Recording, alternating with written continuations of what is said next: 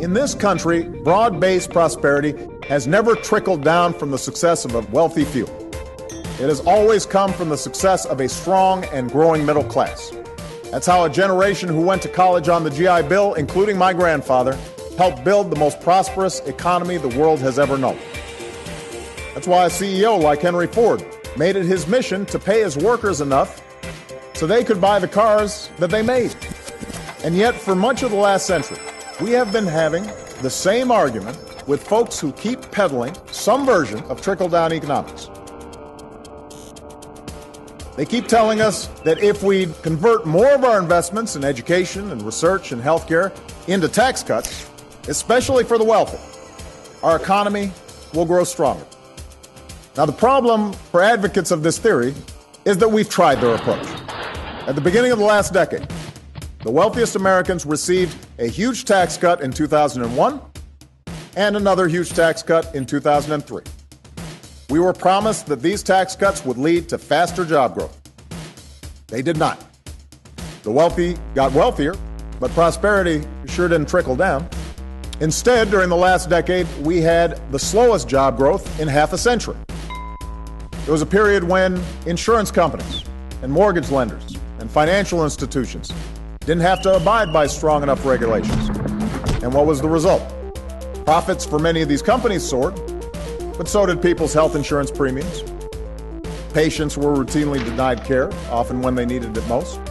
Families were enticed and sometimes just plain tricked into buying homes they couldn't afford. Huge, reckless bets were made with other people's money on the line, and our entire financial system was nearly destroyed. So we've tried this theory out. And you would think that after the results of this experiment, that the proponents of this theory might show some humility. You'd think they'd say, you know what, maybe some rules and regulations are necessary to protect the economy. Maybe, just maybe, at a time of growing debt and widening inequality, we should hold off on giving the wealthiest Americans another round of big tax cuts. But that's exactly the opposite of what they've done. Instead of moderating their views even slightly, the Republicans running Congress right now have doubled down. This is what they're running on. This larger debate that we'll be having about the size and role of government, this debate has been with us since our founding days.